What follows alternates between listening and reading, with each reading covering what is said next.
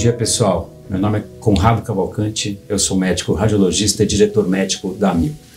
Sejam bem-vindos ao primeiro Med Talks, uma nova iniciativa que a AMIL dedica para todos os seus mais de 5 milhões de beneficiários e mais de 40 mil colaboradores. Nosso objetivo é trazer para você informações sobre temas da saúde como o primeiro passo para um cuidado eficaz. Nosso tema de hoje é dor nas costas, ou dor lombar, ou lombalgia. Quando a gente vê apresentações de saúde ou aulas sobre temas específicos, muitas vezes pergunta-se para o público: vocês conhecem alguém que já teve determinada doença? No caso da dor lombar, é o contrário. Ela é tão frequente que a pergunta deveria ser: vocês conhecem alguém que nunca teve dor lombar? Para discutir esse tema, a gente trouxe hoje dois convidados que vão trazer visões diferentes sobre a lombalgia. A gente tem o Dr. Alexandre Fogaça, é um contemporâneo e colega de faculdade do século passado. Ele é ortopedista, especialista em coluna. Ele é atualmente o presidente da Sociedade Brasileira de Coluna e ele é o professor titular do Departamento de Ortopedia e Traumatologia da Faculdade de Medicina da Universidade de São Paulo, onde ele também exerce a função de chefe do grupo de coluna. E a gente tem o Silas Lemos Júnior, ele é fisioterapeuta, super especialista em disfunções musculoesqueléticas, ele é formado pela Faculdade de Medicina da Santa Casa e ele é membro do corpo assistencial do Hospital Alvorada Moema, que é da nossa rede Total Care. Bem-vindos e muito obrigado por vocês estarem aqui. Obrigado. Vamos dividir hoje a apresentação em 4 blocos. O primeiro bloco a gente vai contextualizar a dor lombar ou a lombalgia. E para introduzir esse tema, eu vou fazer a primeira pergunta para você, Fogaça. O que é dor lombar? Qual a diferença entre dor aguda e crônica e por que a lombalgia é tão comum? Bom, obrigado pelo convite, um prazer estar aqui discutindo com vocês esse tema tão importante. Então, lombalgia ou dor nas costas é essa dor que aparece desde a última costela até a região glútea. Essa é a região lombar. Quando a gente tem uma dor ali, a gente chama de lombalgia. Quando essa dor irradia para a perna, a gente chama de lombociatalgia. Ela é realmente muito frequente, como você falou. Então, a gente tem dados da OMS que mostram que 80% das pessoas vão ter dor nas costas alguma vez na vida. Recentemente também saiu aqui no Brasil que é uma das principais causas de afastamento do trabalho. Então, isso gerou também uma grande comoção na imprensa também por atingir pessoas economicamente ativas. Então, além disso, causa um enorme gasto, não só para o paciente, mas para as empresas, por causa desse impacto no trabalho. Ela é multifatorial. Predisposição genética, sedentarismo, esforço repetitivo, má postura, idade, peso. Então, não tem um fator único que cause a dor nas costas. Por isso que ela é tão frequente. E tem diferença na dor aguda e da crônica? É a mesma causa? Então, dor aguda, a gente considera um processo de defesa do organismo. Então, quando essa dor ela tem até 2 meses, ela é uma dor que sinaliza para a pessoa que alguma coisa está errada. Quando ela cronifica, quando ela passa de 3 meses, ela passa a ser um problema por si só, porque ela perde esse aspecto de ser um aviso e ela passa a ser um problema para a pessoa quando ela cronifica. Por isso que é tão importante você tratar a dor aguda e impedir que ela se torne uma dor crônica. Muito bom. Silas, queria que você comentasse qual que é o impacto da lombalgia na qualidade de vida e no dia a dia das pessoas. Primeiramente, obrigado pelo convite também. É um prazer estar aqui falando com vocês esse assunto tão importante. Como o Dr. Fogaça falou já, então é a maior causa então, de afastamento do trabalho. Então, sabe-se que a dor lombar, então, é uma condição dolorosa musculoesquelética mais comum do mundo. E o impacto na vida das pessoas no dia a dia, as pessoas deixam de exercer, têm dificuldades de exercer tarefas simples do dia a dia, como amarrar um tênis, agachar, sentar num vaso sanitário, entrar e sair do carro, tá? Isso impacta muito no dia a dia das pessoas nas tarefas. E também a gente não pode esquecer também que a dor lombar, ela causa um transtorno psicológico no paciente. É isso, eu ia perguntar, tá? Como é que é o humor de quem tem dor? A dor lombar, ela está totalmente influenciada nessa parte psicossocial do paciente. Então, o paciente com dor lombar, ele acaba se afastando um pouco dessa parte social dele. É um paciente que pode apresentar crises de ansiedade, concomitante, estresse. Então, essa parte desse impacto psicológico é muito importante, tem que ser muito considerado. Obrigado. Depois dessa primeira introdução, vamos agora para o segundo bloco, cujos temas vão ser causas, fatores de risco e como diagnosticar a lombalgia. E a primeira pergunta, então, agora para o Dr. Fogaça. Quais são as causas de dor lombar? Existe relação com trauma e esforços repetitivos? Como eu já tinha falado, ela é multifatorial. Então, você tem desde fatores genéticos, mas principalmente os hábitos da pessoa. Então, peso, postura, sedentarismo, o que ela faz no dia a dia do trabalho. Então, quem faz muito movimento repetitivo, carrega peso, está relacionado também a ter episódios de dores nas costas, tá? A gente diz que tem alguns sinais de alarme. Então, quando a pessoa tem uma dor depois de um trauma, pode ser uma fratura. Quando essa dor acontece nos extremos de idade, crianças e idosos. Criança raramente tem dor. Quando tem que procurar o médico. E o idoso tem, muitas vezes, osteoporose. Então, um trauma banal, um esforço, já pode causar uma fratura. Dor lombar relacionada à perda de peso, queda de estado geral. Dor lombar relacionada com fraqueza das pernas. Mas a perda de peso que você falou e queda do estado geral pode estar associada ao que a dor lombar nesse caso? Poderia ser um tumor, no caso? Isso, então são sinais de alarme, ou uma infecção ou um tumor. Essa dor relacionada à perda de força, alteração de controle de fezes, urina, esses são os principais sinais de alarme. E a dor que persiste. Então, a dor que persiste mais de 2 meses, o indivíduo tem que procurar o médico para ser melhor avaliado. Esses são sinais de alarme que devem levar o indivíduo a procurar o médico. Porque a grande maioria das dores lombares, muitas vezes ela é autolimitada. Ela melhora em alguns dias, por ser uma dor muscular relacionada a um estresse pontual que a pessoa tenha feito. Muito bom. Silas, ainda de fatores de risco, existem também causas funcionais, como má postura e fraqueza muscular, e o sedentarismo é um problema? É um problema. O Brasil, ele encabeceia um ranking dos países com a população mais sedentária do mundo, né? Então, isso é um problema. A falta de atividade física, isso é um fator predispositivo para ter a dor lombar. Em relação à postura, tanto posturas sustentadas por longos períodos, o paciente que não se movimenta, ele tem um fator de risco muito grande de desenvolver essa dor lombar. Ou se não, pessoas que trabalham com altas cargas, pega peso o dia inteiro, uma postura mais desajeitada, esse paciente também vai sofrer com a dor lombar. O que é pior, pegar peso ou ficar o dia inteiro sentado, que nem eu estou aqui nesse computador? Os dois. Os dois? Os dois. E você tem os fatores psicológicos também, como você falou. Então, tem estudos que mostram que o indivíduo que tem mau relacionamento na família, mau relacionamento com colegas e chefes, isso é altamente preditivo para o indivíduo ter dor nas costas. Então, em relação com o chefe, com dor nas costas... E falando de algo importante também, que a gente pode esquecer da higiene do sono. O sono, hoje em dia, é um fator também de risco que está totalmente ligado a pacientes que têm risco de fator de dor lombar. E aí a dor lombar também pode piorar o sono? Também, ok. Fogaça, como que a gente faz o diagnóstico da dor lombar? Qual que é o papel do exame físico e quando que vai ser necessário outros exames como raio-x ou mesmo uma ressonância magnética? Bom, então a gente tem esses sinais de alerta que a gente comentou, que devem acender uma luz vermelha para o paciente que ele deve procurar o médico. Ou clínico, ortopedista, reumatologista, neurocirurgião, reumato, são todas as especialidades e subespecialidades que estão acostumadas a tratar pacientes com dor nas costas. Aí, através de uma história, o médico vai tentar identificar se é uma dor muscular, se está relacionado até com outros órgãos. Você pode ter problemas vasculares, problemas gastrointestinais que causam dores nas costas. Então, através de uma boa história, o médico vai conseguir destrinchar isso, o quão grave ou não e quanto preocupante é ou não essa dor nas costas.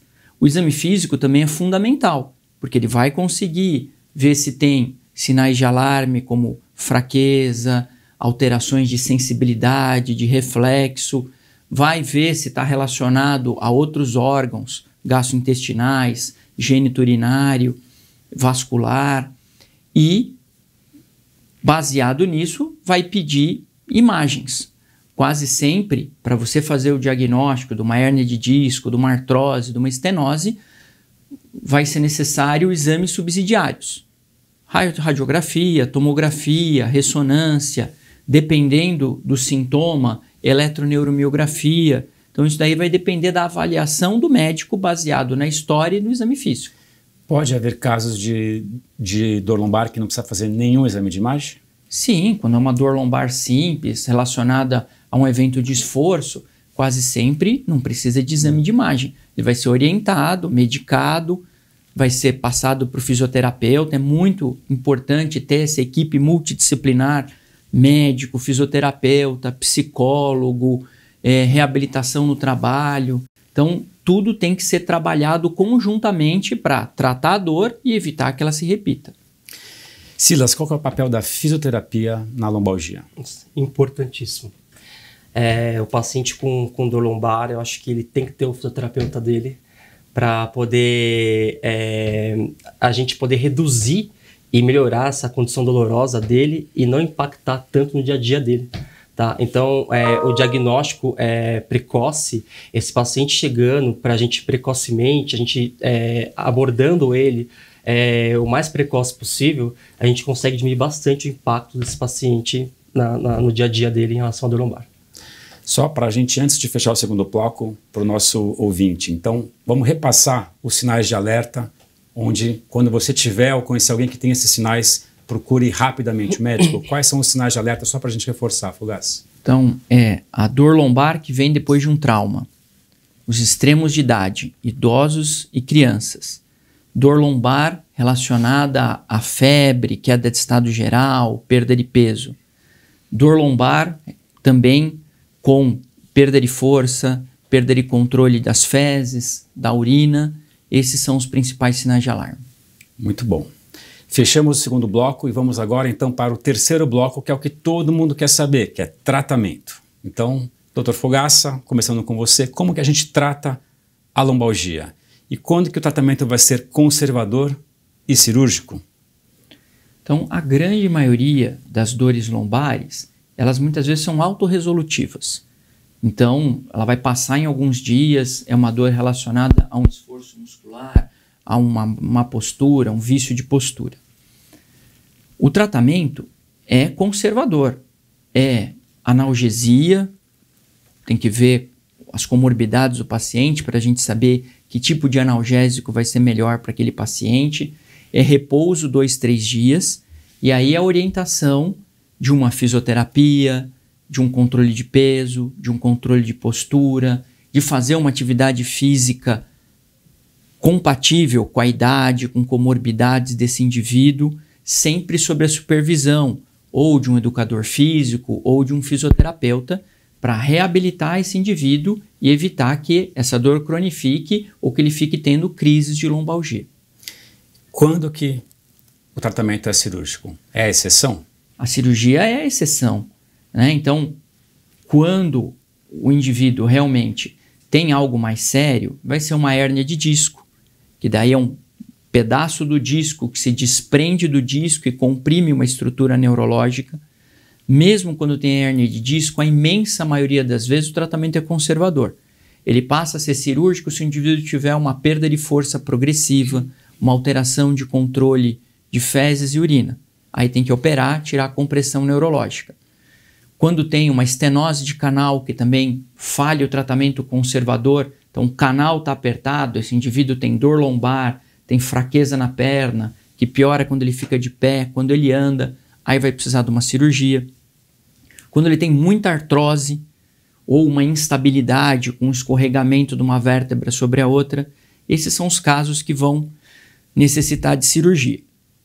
Mas é uma porcentagem muito pequena dos pacientes, é de 5 a 10%. 90% o tratamento conservador vai resolver.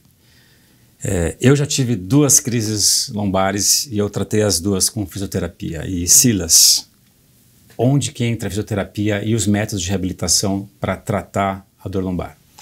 Bom, a fisioterapia ela entra em todo momento, no paciente agudo, paciente crônico, no paciente pós-cirúrgico.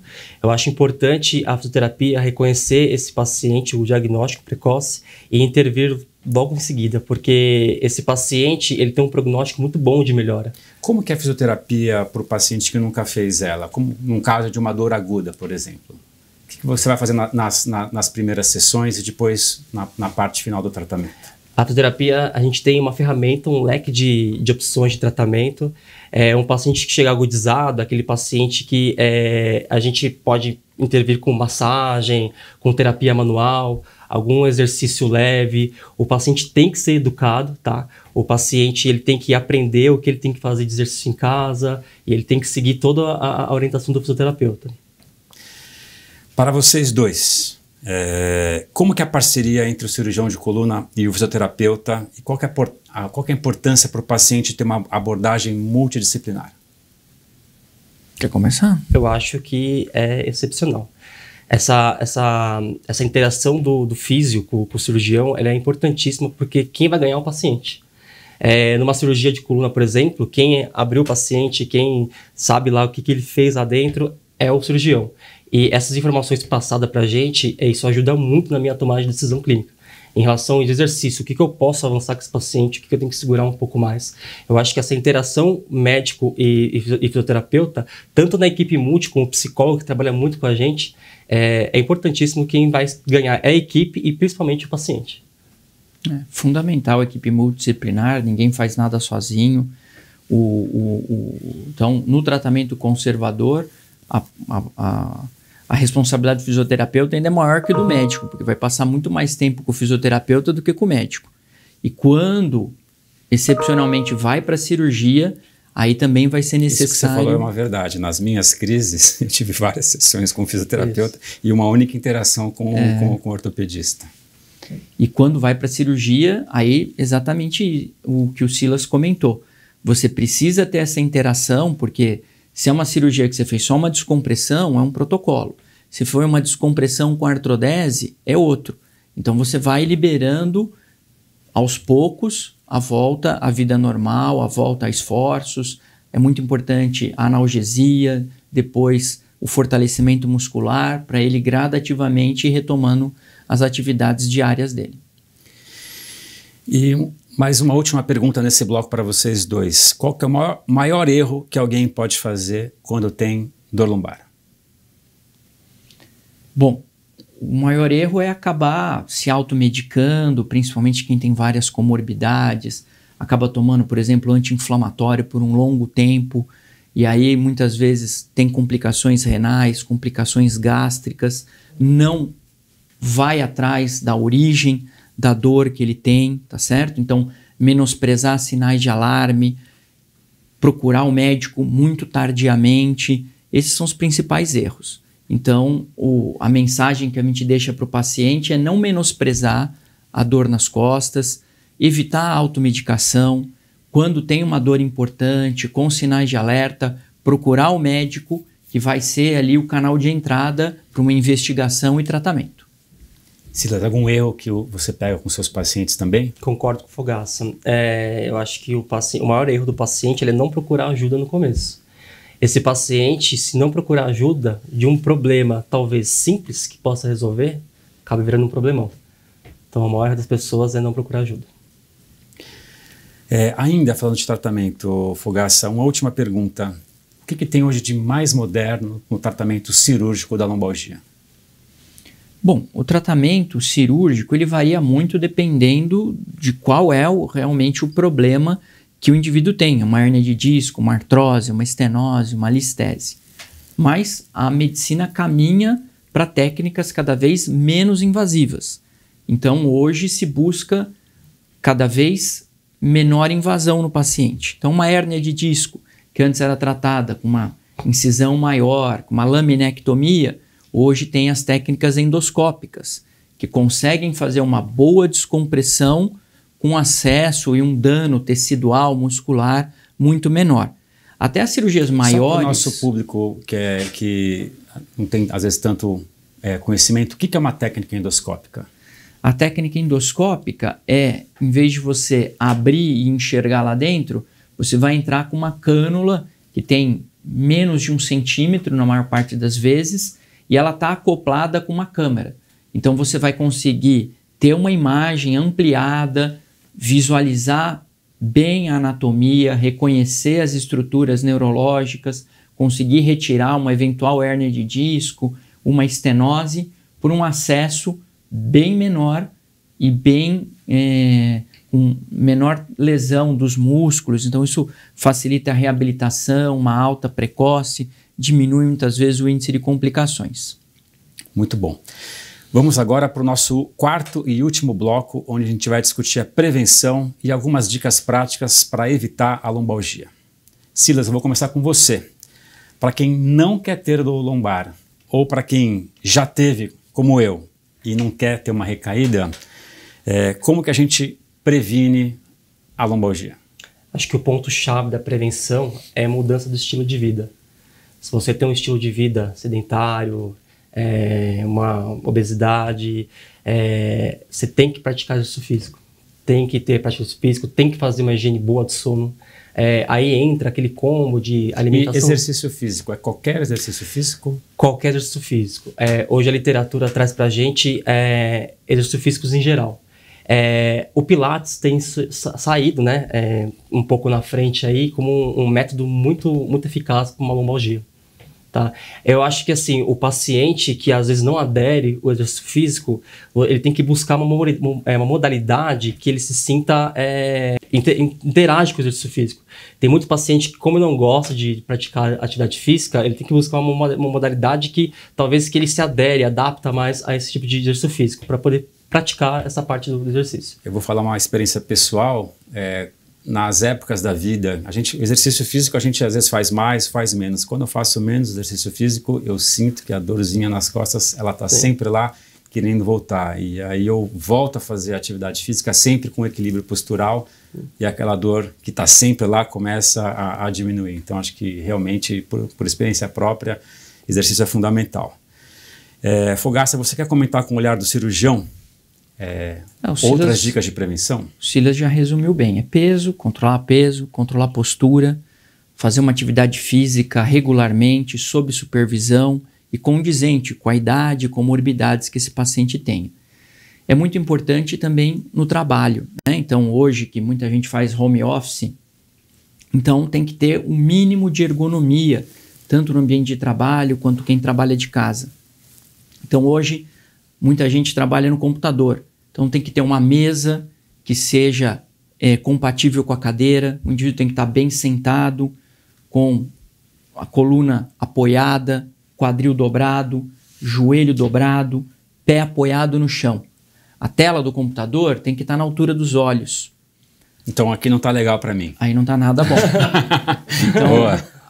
Produção, vamos rever isso, hein? A tela do computador tem que estar na altura dos olhos. O teclado, o mouse tem que estar na altura do cotovelo dobrado. Hoje a gente tem um problema que são os celulares. Então o indivíduo passa um tempo enorme manuseando o celular, teclando no celular. E muitas vezes ele fica nessa postura, aonde fica inclinado para frente, o pescoço fletido. Isso aumenta o braço de alavanca do peso da cabeça. Então, dá dor lombar, dá dor dorsal, dá dor cervical. Então, minimizar o tempo que ele usa realmente tablet ou celular, que são muito mais difíceis de adaptar do que o computador. Tem alguma posição melhor para dormir, para dor lombar? Eu falo para os pacientes que a hora do sono, eles se sintam livres para dormir. Tem que estar livre para dormir. Isso, porque alguns pacientes às vezes adotam umas posições que eles não conseguem, ficam desconfortáveis e isso atrapalha o sono. Tá. Então, para dormir, eu acho que é o modo que você mais se sente confortável. Confortável. Quando dorme de barriga para cima, o travesseiro tem que ser baixo, suficiente só para acomodar a curvatura cervical. Quando dorme de lado, o travesseiro tem que ser mais alto para acomodar a altura do ombro. Quem olha o paciente deitado deve sempre ver a coluna dele reta. O colchão ele não pode ser nem muito duro, nem muito mole. Se ele é muito mole, ele afunda onde a gente é mais pesado, na bacia. Se ele é muito duro, ele não se acomoda às reentrâncias do corpo. Então, são algo que precisa ser observado também para melhora do sono. É o travesseiro, é o colchão e realmente não existe assim, uma postura melhor. Quem tem uma hérnia de disco, muitas vezes relata um alívio quando está mais deitado de lado, com a perna um pouco fletida. Mas isso é por um tempo curto, quando ele está tendo essa crise álgica da compressão por uma hérnia. Vamos agora para a nossa última pergunta, que é para vocês dois. Hoje a gente vive num ambiente de fake news em todo lugar. E a minha pergunta para vocês é: qual que é a maior fake news de lombalgia que vocês já tiveram ou já viram? Bom, para mim é quando o paciente ou chega informação de que o exercício vai piorar a dor dele. Eu acho que o exercício, ele bem orientado, com uma dose adequada, é o melhor tratamento para a lombalgia. Muito bom. Eu acho que, acrescentando o que o Silas falou, que não existe nenhum tratamento mágico. Não tem nenhum remédio milagroso, colchão milagroso, cinta que vá resolver o problema dele. Ele vai ter que melhorar os hábitos dele.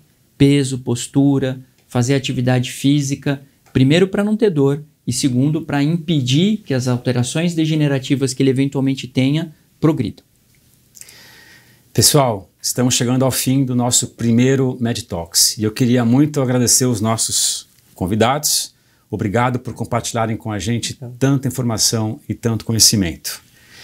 E para a gente fechar, eu quero agradecer também ao nosso público e eu queria que vocês deixassem uma última mensagem rapidinha para quem está nos assistindo. Bom, a mensagem que a gente deixa é que dor nas costas é realmente muito comum. Quem tiver dor nas costas, não se desesperar, procurar um médico, principalmente se tiver algum sinal de alerta. O médico, com uma equipe multidisciplinar, com fisioterapeuta, psicólogo, educador físico, vai poder ajudar bastante vocês a melhorar a dor e prevenir alterações mais graves que podem eventualmente levar até uma cirurgia. Então, não fiquem assustados, mas, principalmente, se tiver sinais de alerta, procurar o médico, que vai ser o canal de entrada dele para uma equipe multidisciplinar que vai poder ajudá-lo. Bom, a minha mensagem, são duas mensagens. Manter-se ativo. E a segunda é uma pergunta que eu escuto bastante na clínica, nos atendimentos, qual a melhor postura então para eu não sentir dor lombar? Eu sempre falo para os pacientes assim, a melhor postura sempre é a próxima, que é aquela que você se movimenta e nunca fica parado por muito tempo. Muito bom. E lembrar de não se automedicarem. Para todo o público que ficou conosco nesse primeiro MedTalks, por favor, deixem seu like e inscreva-se no nosso canal. Deixem comentários, façam sugestões. E até a nossa próxima edição, que vai ser em 2 semanas, onde a gente vai abordar um outro tema muito importante. Que todos tenham um ótimo dia.